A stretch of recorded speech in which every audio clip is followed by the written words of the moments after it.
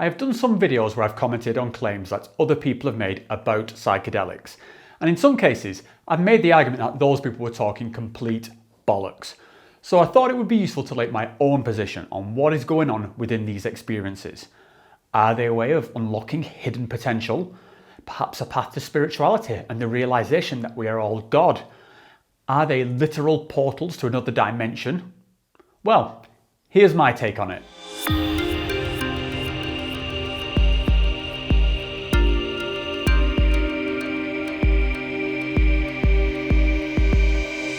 It's pretty much next to impossible to describe a psychedelic experience without slipping into some very fluffy, poetic language or very pretentious pseudo-scientific terms. And any description which would be purely scientific or describing the biological function would just be so dry and dull, it just wouldn't be useful or interesting. So a certain amount of fluffiness is just part of the landscape. It's like describing having sex purely in mechanical terms. It just really isn't helpful in terms of conveying the passion and the intimacy of such a beautiful moment. And straight away, even by using words like passion and intimacy, we're already into very fluffy language territory. And it's the same with psychedelics, and I certainly do this myself. I mean, just watch any of my trip reports and you will see me gushing about transcendent experiences of meeting entities, spiritual conversations, parallel experiences happening across time and space. And I stand by all this because I'm describing a subjective experience, and I'm doing it in a way to try and convey what it felt like, not necessarily what actually happened. It's a narrative of what I experienced, and I'm relaying it to you in a way that hopefully conjures up some approximation of how I perceived it. And I'm not making any objective claims as to whether any of that is real. You know, if I say that I could see alien-looking humanoid figures when I was deep in a mushroom trip, then that's just what I saw. It's not a claim that aliens are real and are existing here in my bedroom. And you know, I thought this was obvious, but I got so many comments that just seemed utterly confused by the difference between me talking about my psychedelic experiences and someone, say, like Leo Gura from Actualize, who claims to have messiah-like powers as a result of his own experiences. After all, we're both using the same kind of fluffy language, so what's the difference? Aren't I just being a massive fucking hypocrite for calling him delusional while using that same language myself? And my answer is very simple. No. I mean, again, I thought this was just common sense, but I will parse out the differences in approaches here. I use psychedelics to find personal insight and to improve my life as a human being. And this is what I define as spirituality. And that's one of the funny things about these, well, you know, for want of a better term, psychedelic concepts. On the one hand, I can agree with most of them. For example, we are all one. Sure, I can get behind that, but let's extrapolate from that and we quickly see how we end up with something completely different. We are all one. We are all the universe. The universe is God. We are all God. I am God. Because I am God, I have telepathic abilities and can bend reality with my mind. Wait, what? How the fuck did we get here? I mean, from these fluffy psychedelic concepts, then I can more or less agree with all those points up until the last one. But then it just went completely off the rails and people started believing point 6 just because they agree with points 1 through 5. And this brings us to my criticism of Leo Gura or anyone else who extrapolates these concepts into delusional absurdity. Leo is using psychedelics to find objective truths.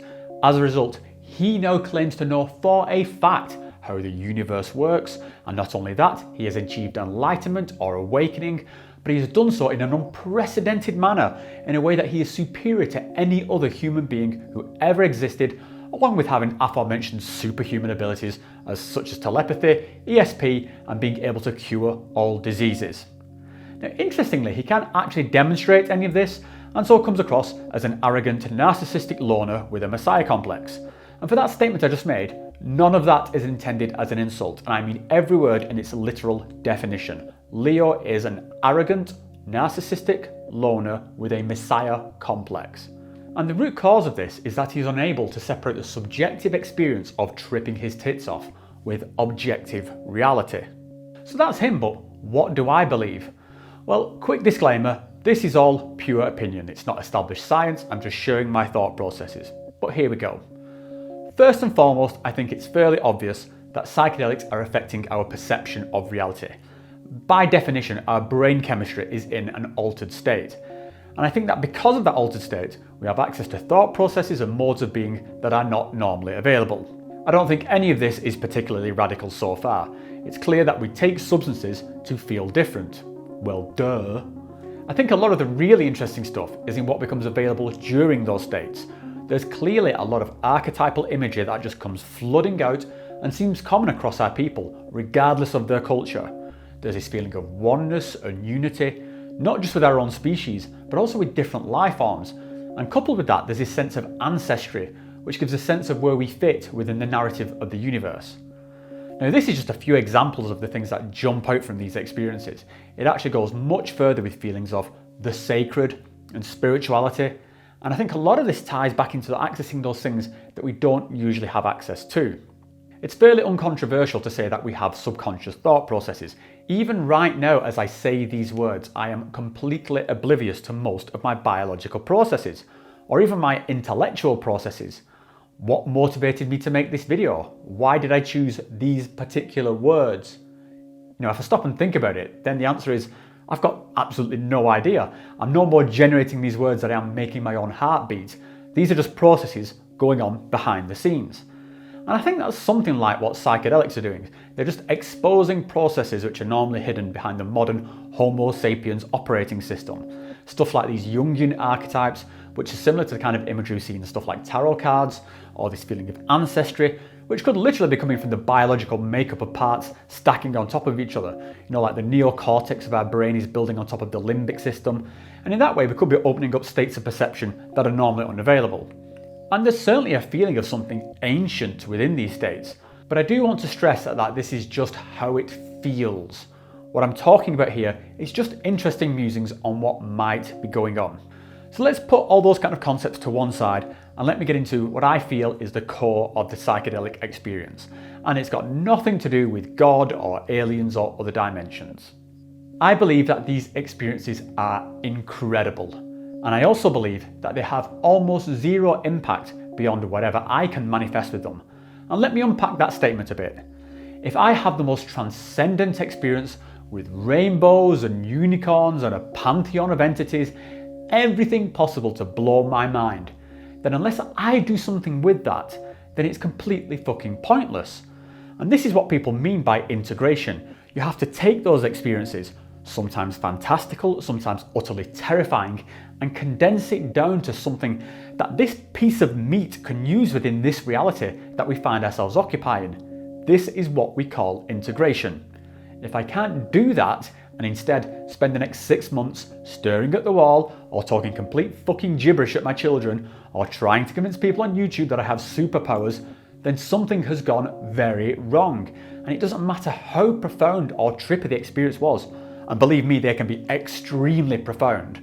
What it all boils down to is what you can do with it, what you can integrate. How does this make your life any better? To be unable to separate the subjective from the objective, frankly, it's just juvenile. I mean, this is like a kid watching a horror movie and then thinking that the monster is under their bed. It isn't, not by any metric. And this is what blows my mind about some of the people who defend this kind of nonsense. It just takes an incredible amount of irrational self-deception, and in every exchange I've had with somebody who makes these objective claims, it has always been absolutely crystal clear from their behaviour that they do not intellectually believe any of this shit. For example, I will get some guy messaging me through the internet telling me how they've unlocked telepathic powers via psychedelics and that they regularly use this ability to communicate with other people. They argue this even as they type stuff out via a keyboard. I mean, dude, just use your telepathy. Absolutely any one of these guys, just like Leo from Actualized, could demonstrate these amazing abilities just once and change the course of human history. But no, in their infinite enlightened wisdom, they thought the best way to elevate humanity was to demonstrate fuck all and to specifically target the most delusional and gullible people within the psychedelic community. I don't buy any of that crap, and I think it actually devalues the amazing benefits that we can get from these experiences. Realizing the love that we have for each other, feeling never-ending gratitude for this gift of human existence that we have, being able to overcome the trauma that was haunting us. Isn't this magical enough? Do you really need to pretend you have superpowers just because you ingested a substance? And again, this is coming from someone who holds these substances and these experiences in the highest possible regard. I mean, just go and watch any of my trip reports. Do I sound like someone who doesn't have respect or a basic comprehension of what is happening in these experiences?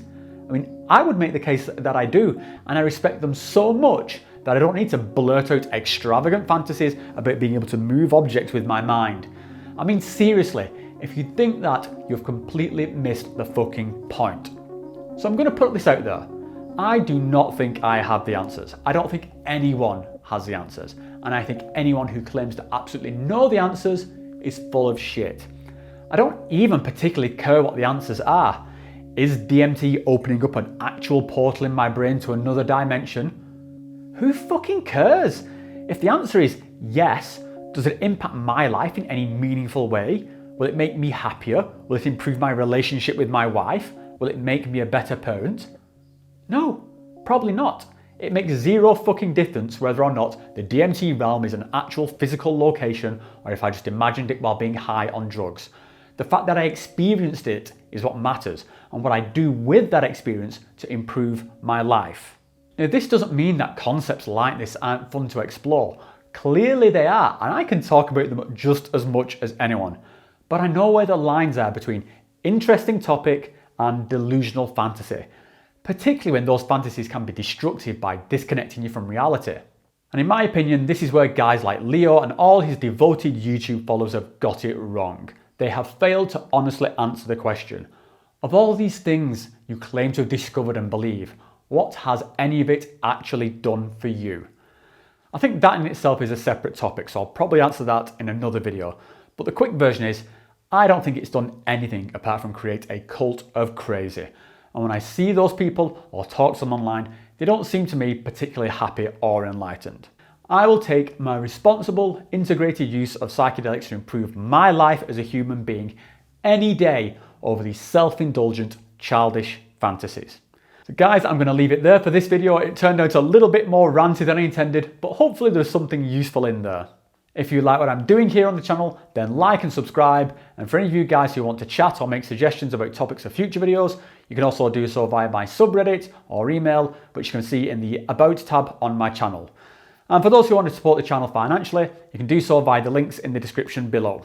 So thanks a lot guys, and I will see you next time.